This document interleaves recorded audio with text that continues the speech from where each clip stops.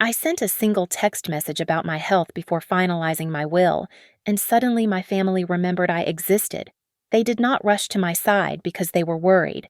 They came because they smelled opportunity. My brother brought financial projections. My mother brought a list of questions about my assets. The only person who showed up just to hold my hand was the one sister they all called a failure.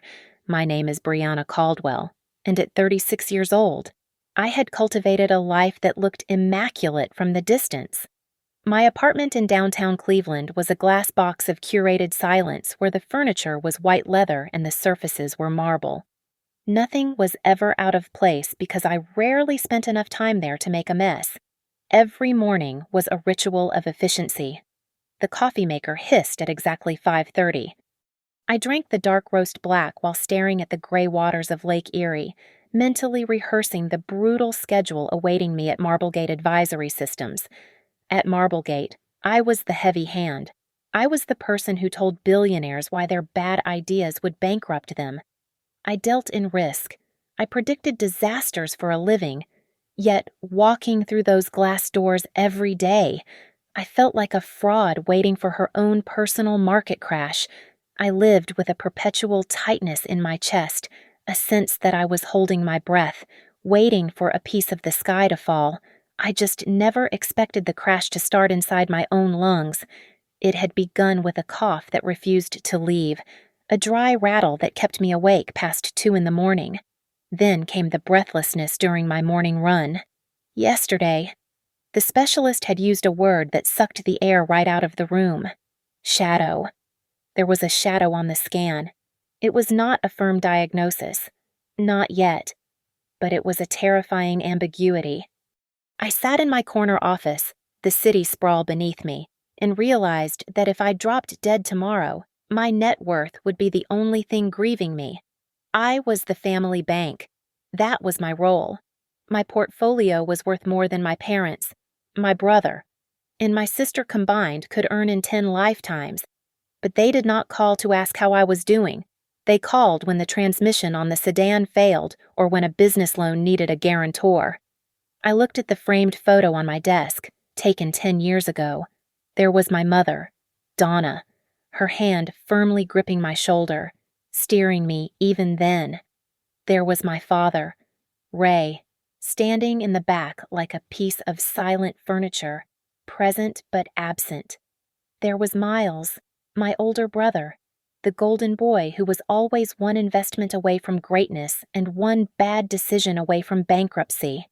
And there was Tessa, poor, messy Tessa, standing on the edge of the frame, looking like she had apologized for existing before the shutter clicked. My eyes drifted from the photo to the document sitting on my blotting pad. The header read, Last Will and Testament. It was a draft. My lawyer wanted me to sign it to establish a trust structure before the medical tests went further. But looking at that paper made my stomach turn. I was not afraid of dying. I was afraid of what they would do. I could see it. I could see Donna weeping with one eye on the probate court. I could see Miles calculating his share before my body was cold. I could not sign it. Not yet. I needed to know. I needed to pull the emergency brake while the car was still moving to see who would reach for me and who would reach for the door handle. I unlocked my phone. I created a group chat. I typed the words slowly, ensuring every syllable was heavy with implication. I need everyone this weekend. It is a serious matter regarding my health and some necessary paperwork. Please make it a priority to come. I hit send. I placed the phone on the desk and waited. It took less than 2 minutes. The phone buzzed against the mahogany. It buzzed again. And again. I watched the notifications slide onto the lock screen. Miles was first. Paperwork. Is this about the trust fund structure you mentioned last Thanksgiving? Then Donna, we will be there. Should I bring the contact info for that estate planner? Uncle Jerry knows. Then a follow-up from Miles. Also, are we talking liquid assets or property transfer? I stared at the screen, the silence in my apartment growing louder. Not one of them asked about the health part. Not one of them asked what was wrong. They saw the word paperwork. and they saw a vault door opening. I felt a cold smile touch my lips. The test had not even started, and they were already failing. The aftermath of my text message was not a wave of sympathy. It was a digital assault. My phone vibrated against the marble desktop with such persistence that it sounded like an angry hornet trapped under a glass. My mother, Donna, called 7 times in 40 minutes.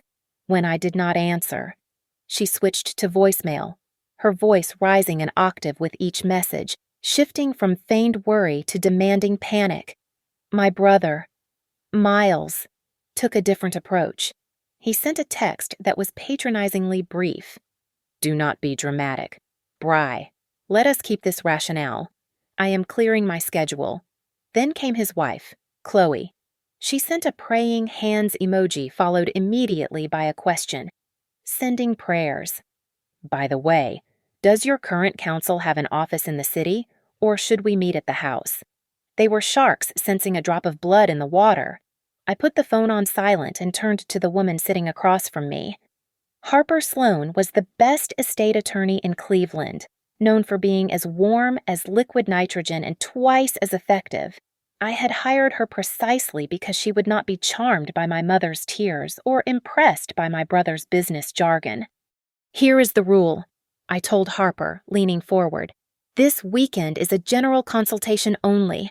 Under no circumstances are you to let me sign a single binding document while they are in the room, even if I beg, even if I scream. Harper adjusted her glasses, a small, knowing smirk playing on her lips. I have seen families like this before, Ms. Caldwell. I will not let you sign a lunch receipt if you do not want to. I had structured the weekend as a 2-layer operation. On the surface, it was a family retreat to discuss my estate planning. Beneath that, it was a gauntlet. I booked a rental property in Lakeview Ridge, Pennsylvania. It was a stunning, modern cabin overlooking the water, expensive enough to whet their appetites for my lifestyle, but remote enough to be a burden. It was a 3-hour drive from Cleveland. If they truly cared about my health, the distance would not matter. If they only cared about the money, they would come, but they would complain about the gas mileage the entire time. I sent out the location details with zero emotional fluff. I kept the message cryptic, urgent, paperwork, health. The responses were immediate and logistical, asking about bedroom counts and Wi-Fi speeds. And then, a single text came through from a number I rarely saw light up my screen. Tessa, I will be there. Can you eat? I will bring soup. I stared at the message for a long time. My chest tightened, a physical ache that had nothing to do with the shadow on my lung scan. She did not ask if I was dying. She did not ask if she was in the will. She asked if I could eat. It was the only human question anyone had asked me all day, but I could not let my guard down yet. Suspicion was a habit I could not break. Earlier that afternoon, I had received a tip from a cousin that Donna was already making moves. She had called a relative who worked in real estate, trying to get a ballpark estimate on the value of my downtown apartment. She was appraising my life before I had even left it.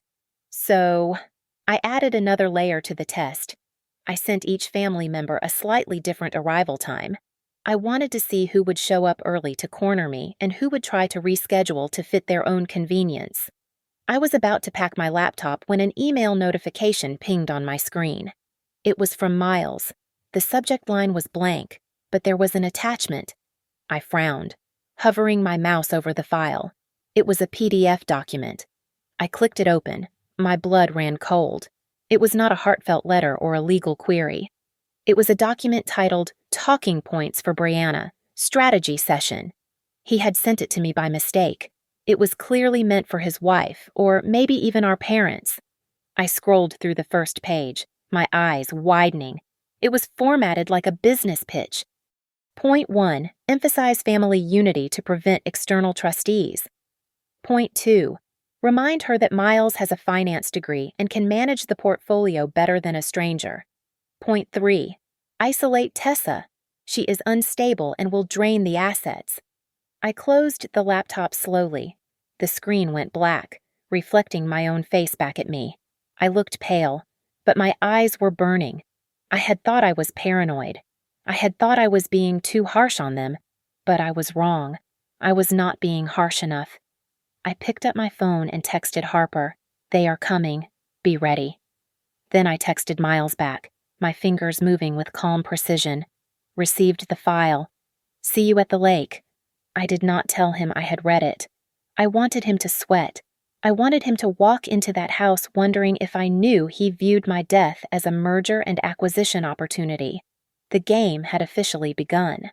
I arrived at the cabin 3 hours before anyone else was scheduled to appear. The silence in the house was heavy, broken only by the hum of the refrigerator and the wind coming off the lake. I spent that time doing work that I usually paid other people to do. I stocked the pantry. I folded extra towels in the bathroom. I fluffed the pillows on the leather sofas. It was almost laughable.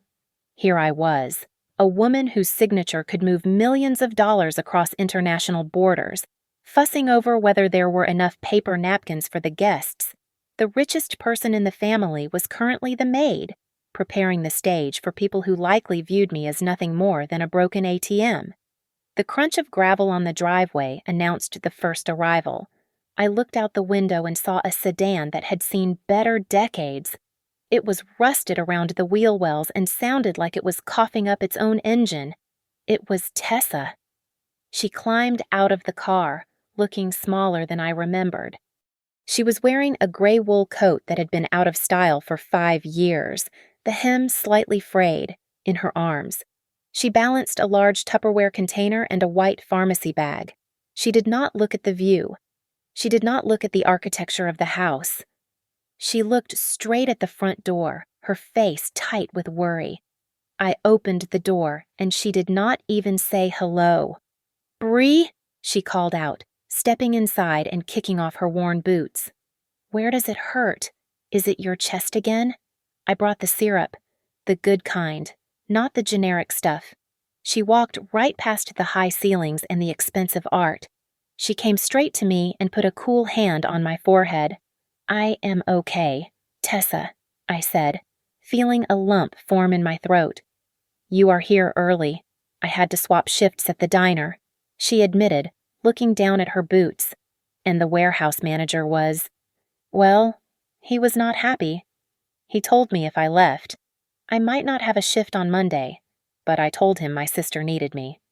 I felt a hot flush of shame rise up my neck. I knew she was behind on her rent. I knew she was working 2 jobs just to keep the lights on in her studio apartment. Yet she had risked her income to drive 3 hours to see me.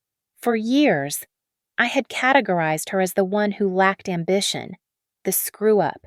I realized in that moment that she did not lack ambition.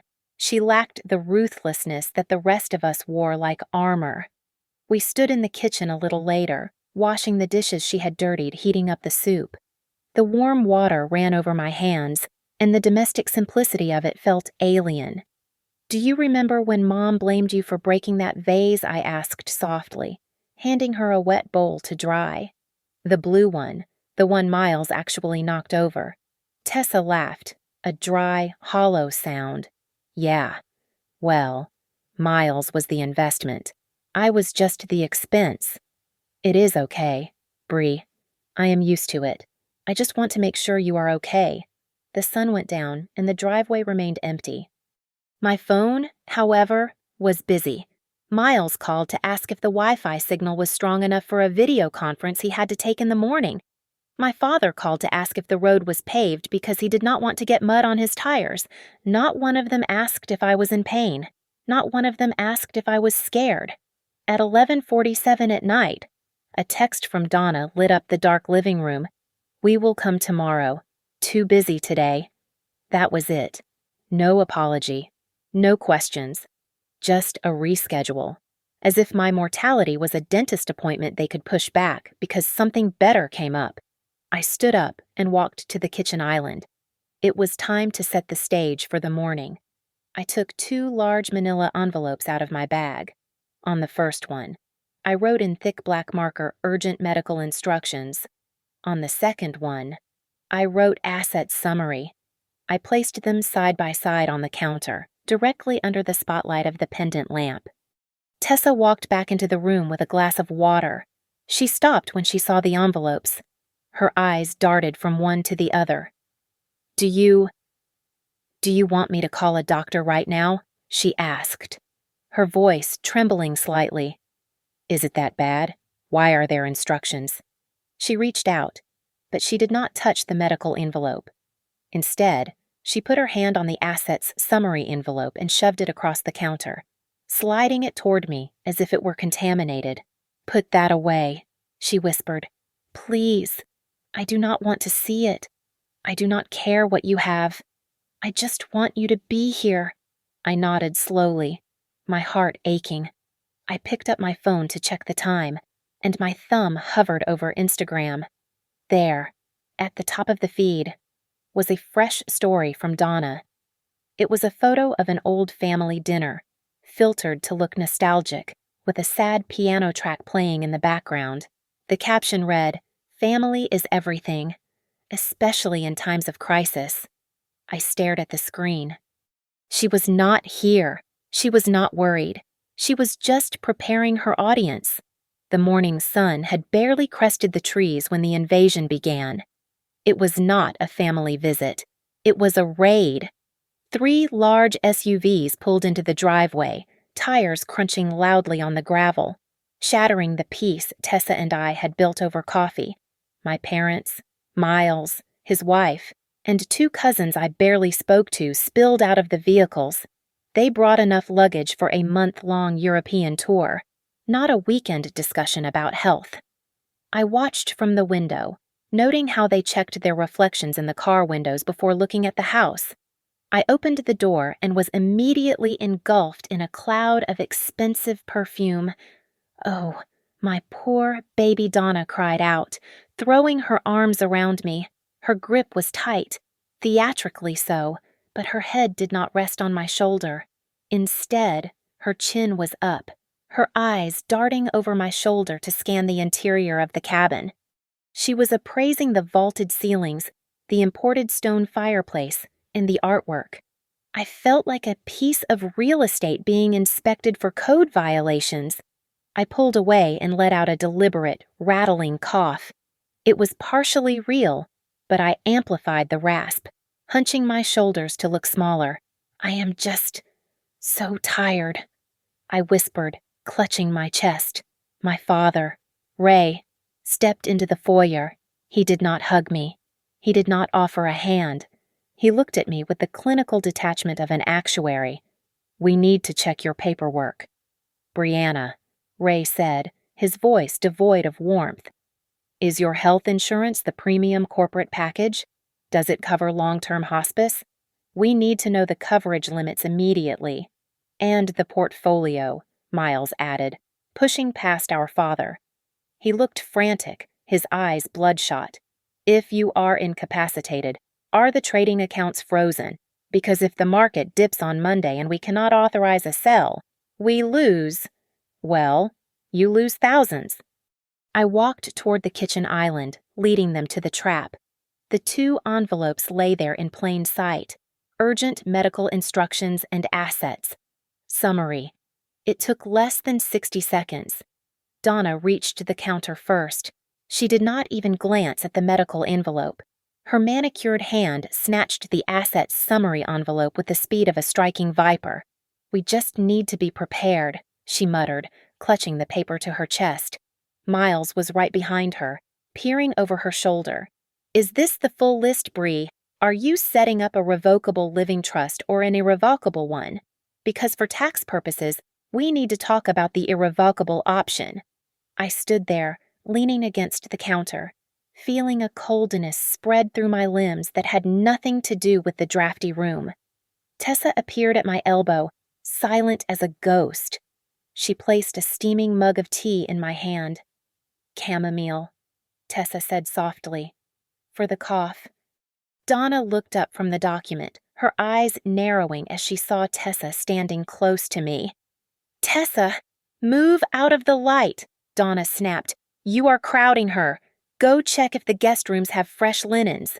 Do something useful." We moved to the dining table for breakfast. But nobody ate. The food Tessa had quietly arranged went cold while my family turned the meal into a board meeting. The important thing, Donna announced, tapping her fork against the table, is that we act as a unit. If something happens, God forbid, we cannot have outsiders making decisions. The family must control the estate. It is about stewardship. She did not ask about my prognosis. She did not ask about the treatment plan. I took a sip of tea and set the mug down with a loud clack. I have a plan, I said, my voice cutting through their chatter.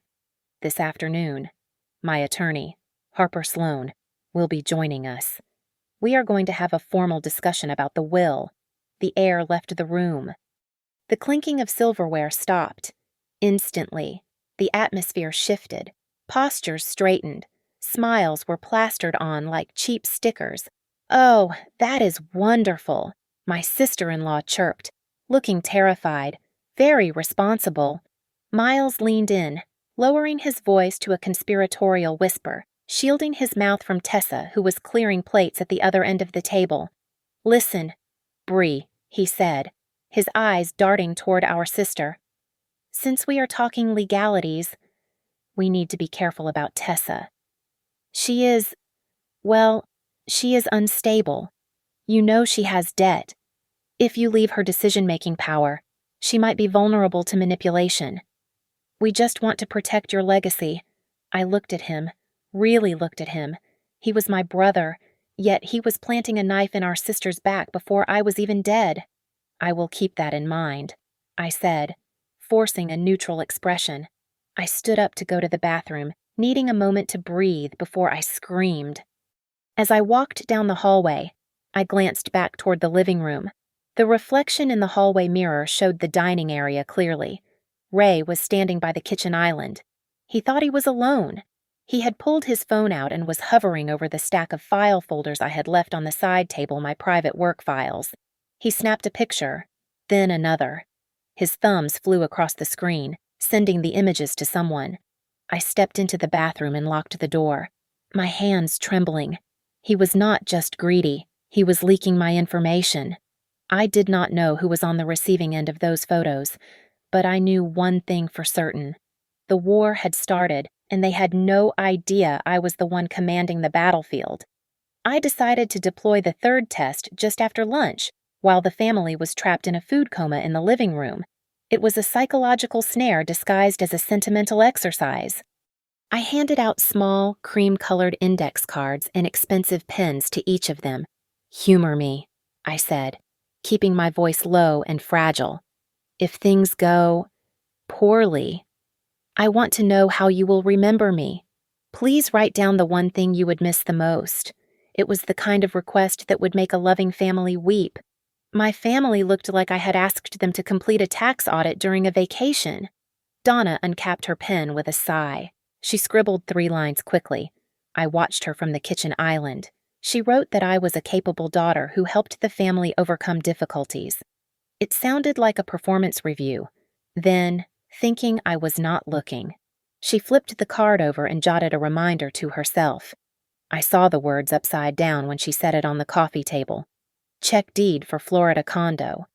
Miles did not even pretend to search for an emotional memory. He wrote with the speed of a man drafting a pitch deck. When I collected his card later, it read, Brianna's legacy should be defined by tax efficiency and the preservation of capital for future generations. There was not a single human memory on the paper. No mention of the treehouse we built or the time I taught him to drive. I was already an asset class to him. Nothing more. Ray wrote 2 words. She was stubborn. Then his phone buzzed. He stood up immediately, waving a dismissive hand at me as he walked out onto the deck. Through the glass. I could not hear everything, but his voice carried on the wind. Yeah. Get the power of attorney forms ready, Ray said into the phone. I need to know the execution requirements for Pennsylvania. My blood ran cold, but I kept my face impassive. I turned my attention to Tessa. She was sitting in the corner, hunched over her card. She had written a full page, her handwriting cramped and urgent. I knew what she was writing about. It was the time in high school when she was almost expelled for a prank she did not commit, and I had stormed the principal's office to prove her innocence. I watched her reread it, wiping a tear from her cheek. Then, suddenly, she ripped the card in half, and then in half again. She shoved the pieces into her pocket. "I messed it up," Tessa mumbled, avoiding my eyes. "I do not want you to read it and feel sad. I just want you to get better." She destroyed a beautiful memory because she thought it would burden me. The others were manufacturing memories to burden my bank account. At 3 o'clock, Harper Sloan arrived. Her black sedan looked like a hearse rolling up the gravel driveway, which quieted the room instantly. I introduced her and explained the next phase. "Harper needs to speak with each of you alone for 10 minutes. I lied. To record the family's wishes and ensure we are all on the same page regarding my care. It was a lie. I wanted Harper to record their greed. I sat on the patio while they went in one by one. When Harper came out after the last interview, she looked pale. She was a woman who dealt with estate battles for a living, but even she looked shaken. She sat down next to me and opened her leather notebook. It was illuminating. Harper said, her voice tight. "Your brother, Miles." He spent his entire 10 minutes asking about contestability clauses. He wanted to know specifically if he could sue the estate if his percentage was lower than 50%. I nodded. It was exactly what I expected. And my mother Harper adjusted her glasses. "Donna did not ask about your care.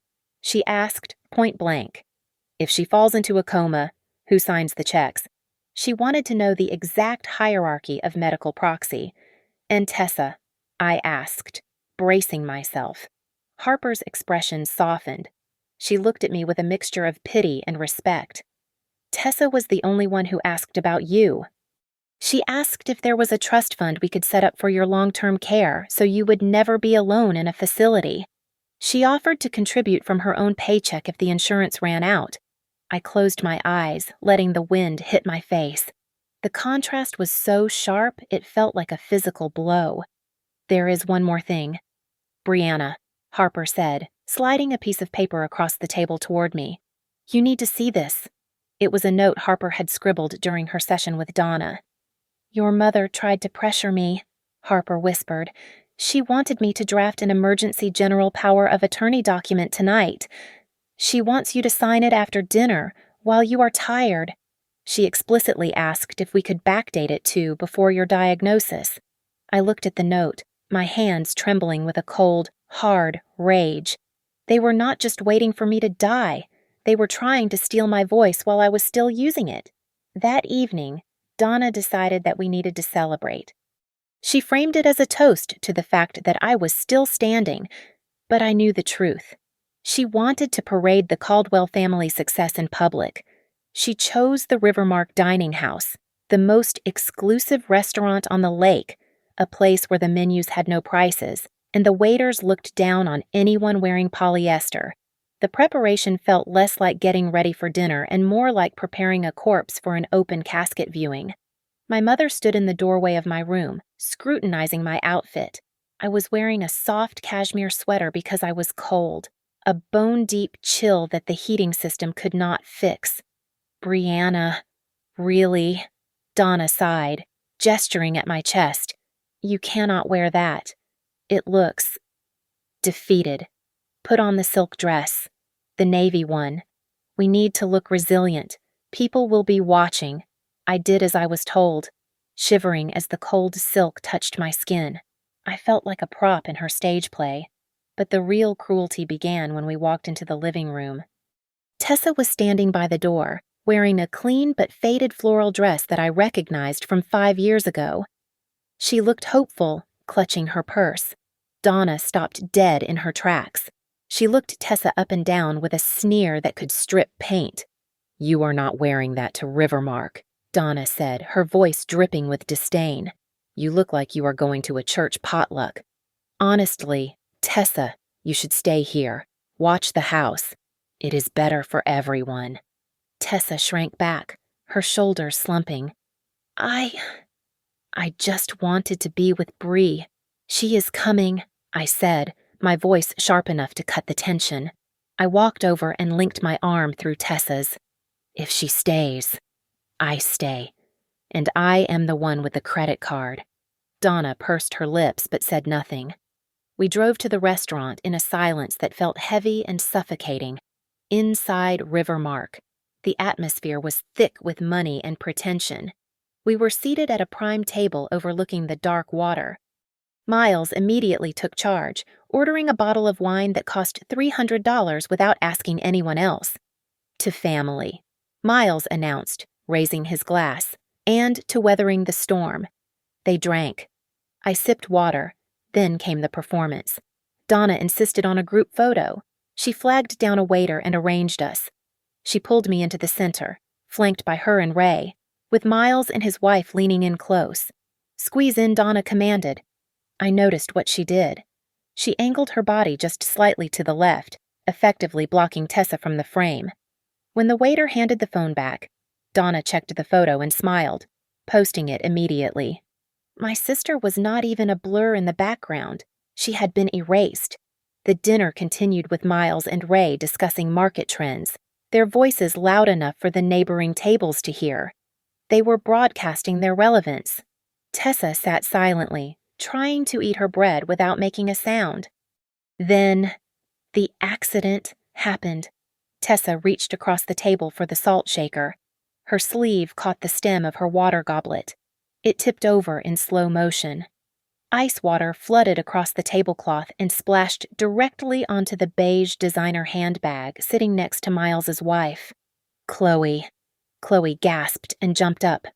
My Birkin. Oh my God. The restaurant went silent. Every head turned toward our table. Tessa froze, her face draining of color.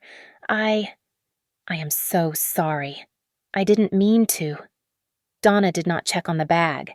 She turned on Tessa with a ferocity that made me physically recoil. You are always such a disaster, Donna hissed, not caring who heard her, every single time. Can you not do one thing right? You are an embarrassment. You are a burden to this family. Tessa looked down, her hands shaking violently. Mom, please. Miles slammed his napkin onto the table. Seriously, Tessa Bree is trying to write her will, trying to secure our future, and she has to drag you along to make a mess. Do you have any idea how much that bag costs? The words hit me like a slap. Secure our future, not my life. Their future. I stood up, my chair scraping loudly against the floor. My hands were fists on the tablecloth. Stop it, I said, my voice shaking with rage. She made a mistake. Stop treating her like garbage. I moved to go to Tessa, but a hand clamped down on my wrist. It was my father. Ray pulled me back down into my chair with surprising strength. He leaned in close, his breath smelling of expensive red wine. Sit down, Brianna, he whispered, his voice low and toxic. Do not make a scene. Do not shame this family in front of these people. Your sister is not worth it. I looked at him. I looked at the man who had raised me, and I saw absolute nothingness in his eyes. He did not care about fairness. He cared about the image. Tessa did not wait for me to save her this time. She stood up, tears streaming down her face, and walked out of the restaurant, weaving through the tables of staring strangers. I watched her go. I watched the door swing shut behind her. And in that moment, the last thread of obligation I felt toward these people snapped.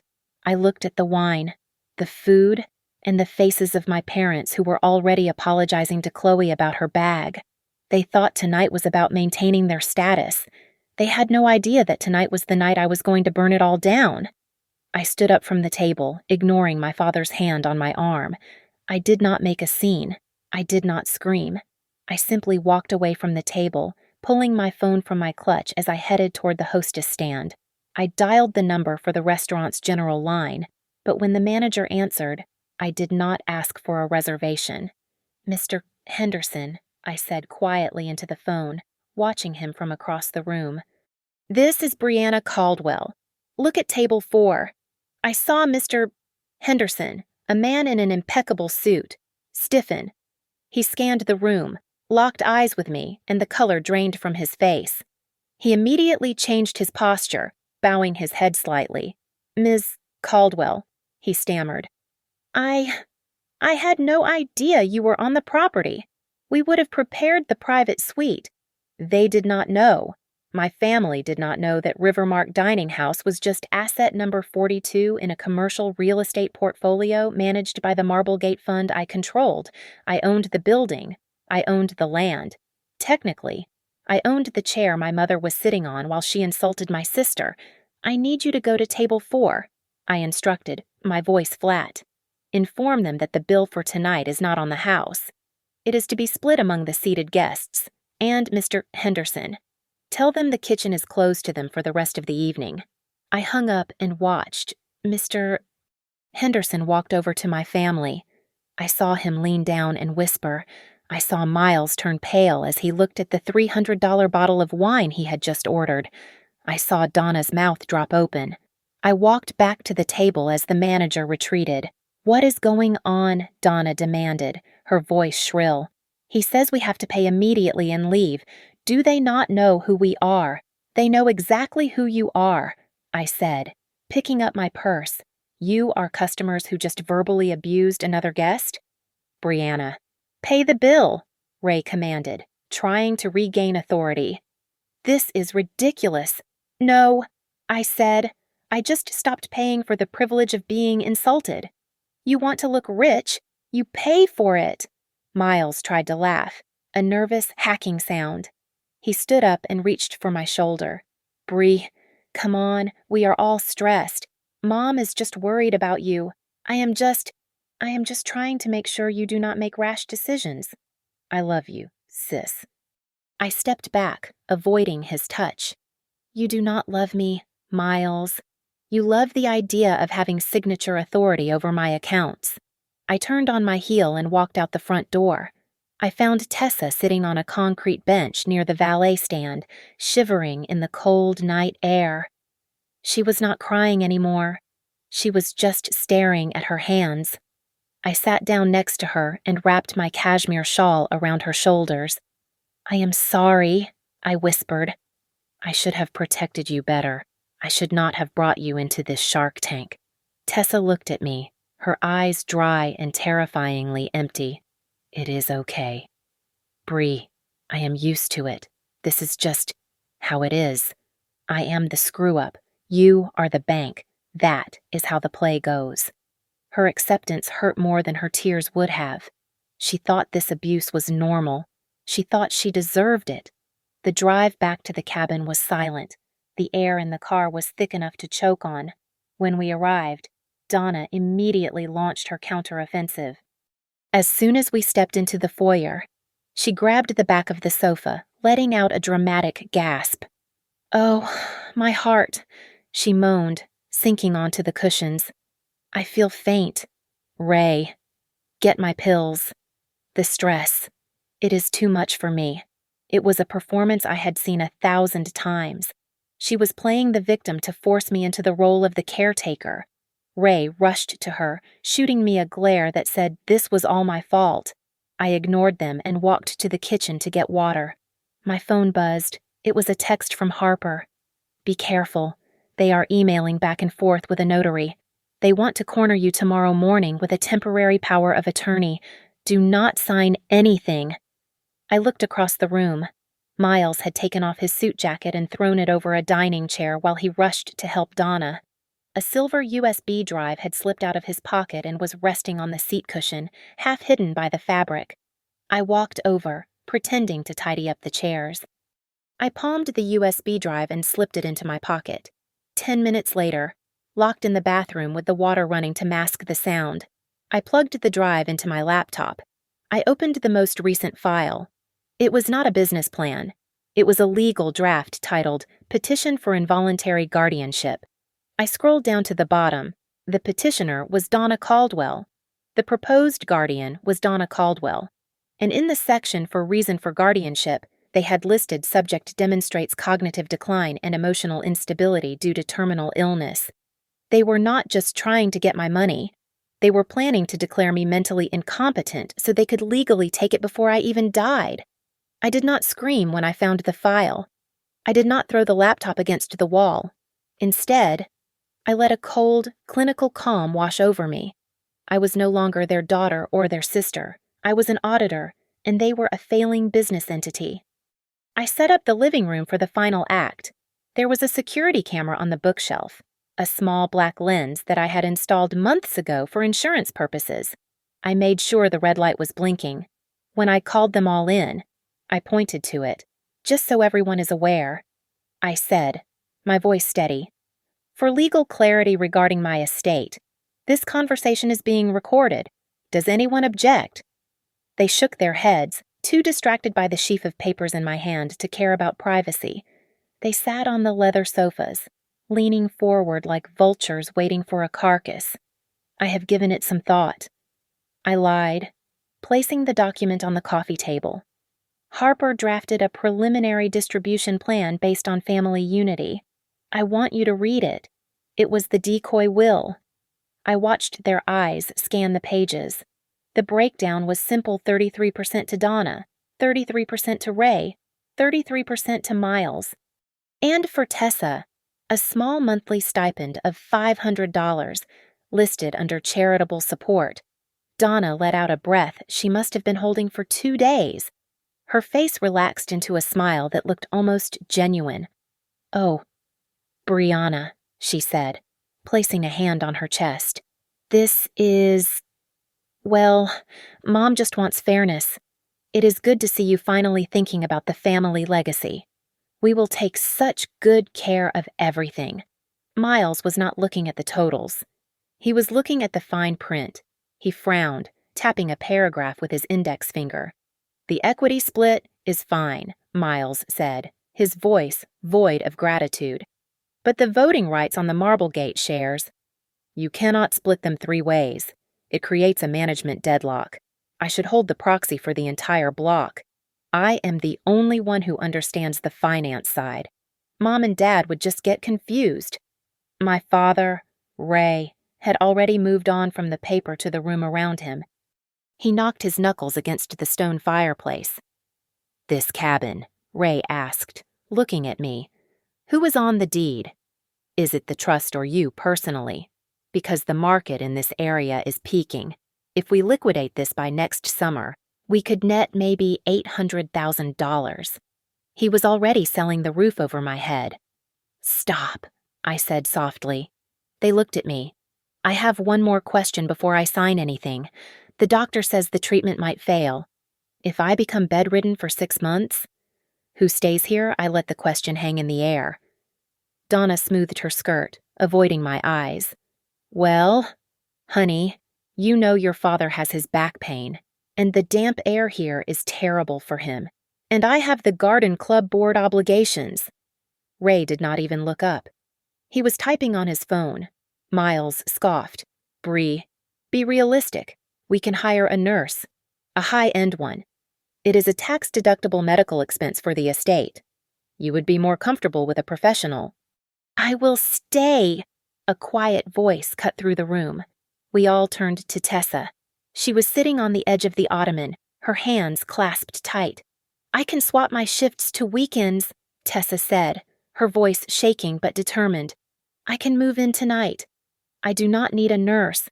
I can learn how to do the meds. I do not want you to be alone."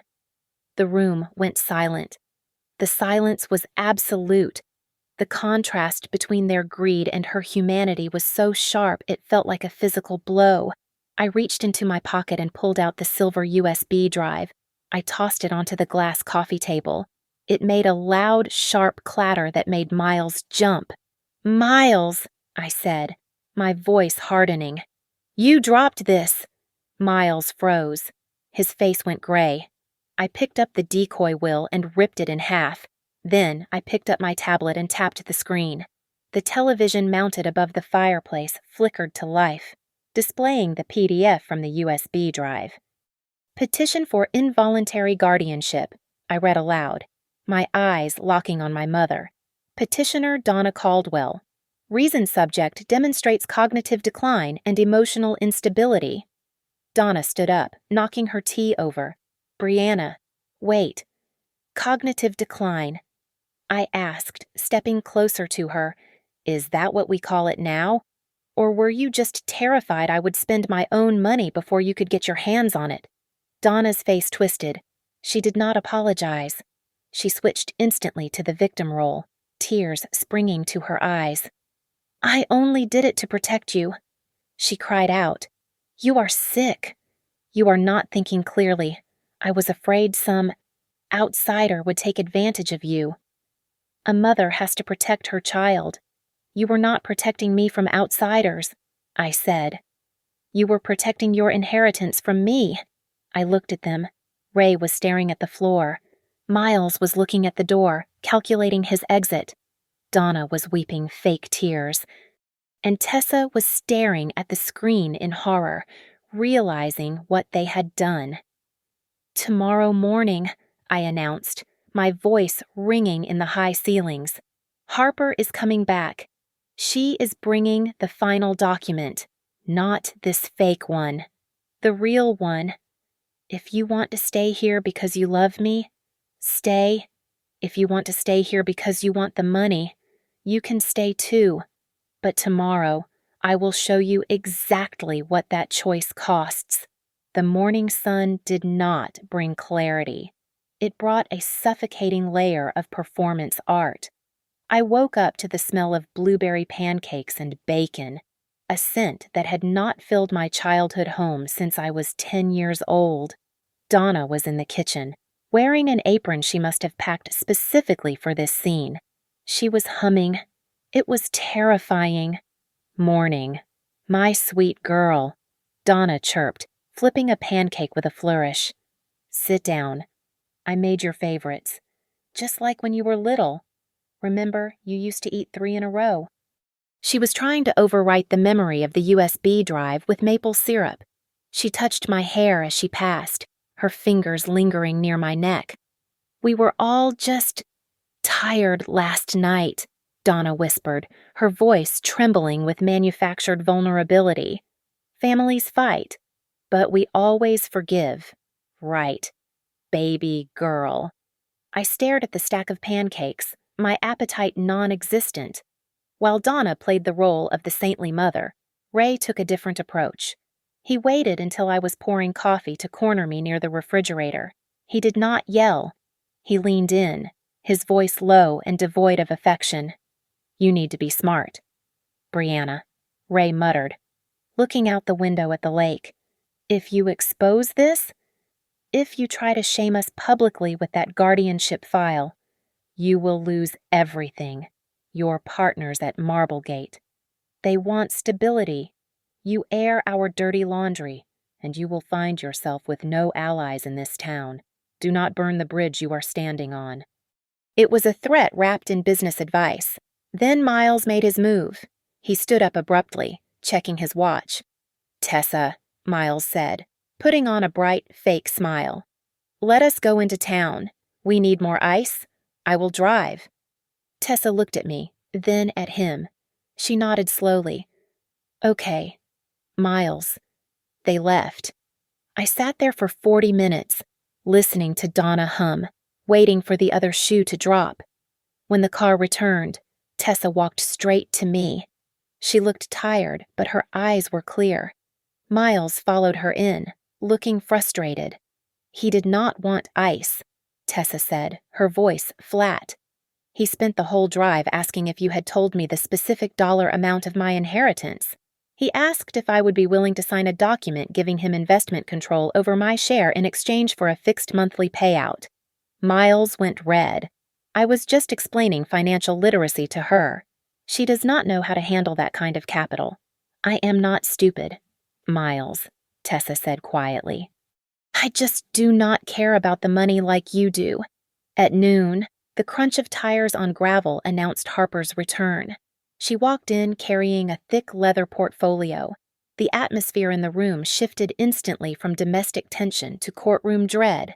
Donna saw the official seal on the documents and immediately burst into tears. She dropped to her knees on the rug, actually onto her knees, and clasped her hands together. "Please," Brianna Donna wailed, rocking back and forth. "Do not cut us out. I am your mother. I carried you. I scrubbed floors for you. Give us a chance to make it right." I watched her performance without blinking. Then I saw her crawl slightly toward Harper, through her tears.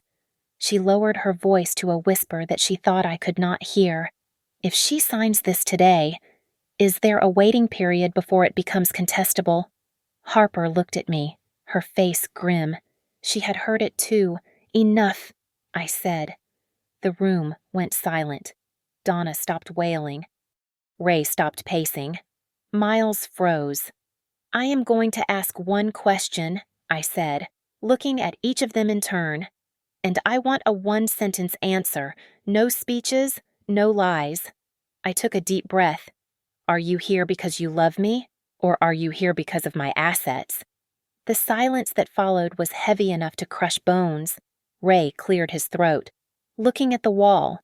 "I am here because, well, because family reputation and stability require management. It is a complex issue." He could not say the word love. Miles crossed his arms. "I am here for both. You are my sister, but you are also a corporation. I am just being realistic." Donna wiped her eyes, her mascara unsmudged because she had been crying carefully. "I am here for you, my darling, only for you." But as she said it, her eyes slid involuntarily to the stack of papers in Harper's hand. She was looking at the signature line. I turned to Tessa. Tessa looked at me, her hands resting in the pockets of her worn cardigan. She did not look at the papers. She did not look at the lawyer. "I am here for you," Tessa said simply. "The money cannot keep you here. If I could give my share to make you healthy, I would do it right now." I felt a crack in my chest, a release of pressure I had been holding for years. I reached out and took the pen from Harper. I pulled the heavy document toward me. The paper rustled loudly in the quiet room. Miles leaned forward. Donna held her breath. Ray took a step closer. I hovered the pen over the signature line. The ink tip was millimeters from the paper. Then I stopped. I capped the pen and set it down with a sharp click. "No," I said. Donna looked like she had been slapped. "What? What do you mean, no?" "Not yet," I said, standing up and looking them all in the eye. "I have seen your greed. I have seen your cruelty. But I need to be absolutely certain about one last thing. I have one final test. And this one will decide everything." The conference room at Marblegate Advisory Systems was designed to intimidate. It was a glass cage suspended 20 stories above the Cleveland streets, air-conditioned to a crisp 68 degrees. I sat at the head of the obsidian table. My family sat opposite me, looking less like guests and more like defendants awaiting a verdict. 2 uniformed security officers stood quietly by the doors. I did not waste time with pleasantries. I pressed a single key on my laptop. The wall-sized screen behind me flickered to life. The audio was crystal clear. It was the recording from the cabin living room the night before. Everyone watched in silence as the screen showed Donna weeping fake tears, followed immediately by her whispering about contestability clauses. Then came the screenshot of Miles's email, talking points for Brianna. Finally, the pièce de résistance, the scanned copy of the petition for involuntary guardianship. It was a timeline of betrayal, projected in high definition. Donna let out a strangled noise. She lunged forward, her hands clawing toward my laptop. "Turn it off!" she screamed, her face twisting into a mask of pure panic. "You cannot do this! This is private! I am your mother!" The security guard on the left took one step forward, his hand raised. He did not touch her, but his presence was enough to freeze her in place. She slumped back into her chair, trembling. Ray looked at the screen, his face pale. He opened his mouth to speak, but no sound came out. Miles just stared at the table, refusing to look at the email he had written. "Here is the first truth," I said, my voice calm and echoing in the room. The shadow on my lung. "It is not cancer. It is scar tissue from a previous infection. The doctors confirmed it this morning. I am not dying. I am not even sick." The reaction was instantaneous and horrifying. They did not look relieved. They looked disappointed. For a split second, I saw the calculation in Miles's eyes, the realization that the payout he was banking on had just vanished. "But," I continued, "the scare was real enough to show me exactly who would try to bury me before I was even dead." I opened the leather folder in front of me. Here is the second truth. This weekend was not a consultation. It was an evidence-gathering expedition. I established an irrevocable trust 3 weeks ago. My assets are already locked. You cannot touch them. You cannot sue for them, and you certainly cannot declare me incompetent to get them. I slid 3 thick envelopes across the table, one for Donna, one for Ray, one for Miles. "These are legal notices," I explained. "They inform you that you have been removed from my medical directive. You have been removed from my life insurance policies. And since you enjoy the legal system so much, my team has also included a cease and desist order regarding any future harassment or attempts to contact me at my place of business." Donna turned to Tessa. She reached out, grabbing Tessa's hand with a desperation that was painful to watch. Donna cried, tears streaming down her face. "Talk to her. You are the favorite now. Write. Tell her she is making a mistake. We are family if you help us, I promise. I promise we will share everything with you. We will pay off your debts. Just talk to her." Tessa looked at Donna's hand gripping her wrist. Then she looked at Miles, who was nodding encouragingly. Tessa stood up. She pulled her hand away from our mother as if she had been burned.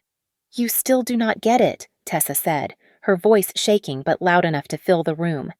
"I do not want your money, and I am not selling my sister to you. Not for $1 million. Not for anything." She walked around the table and stood next to my chair.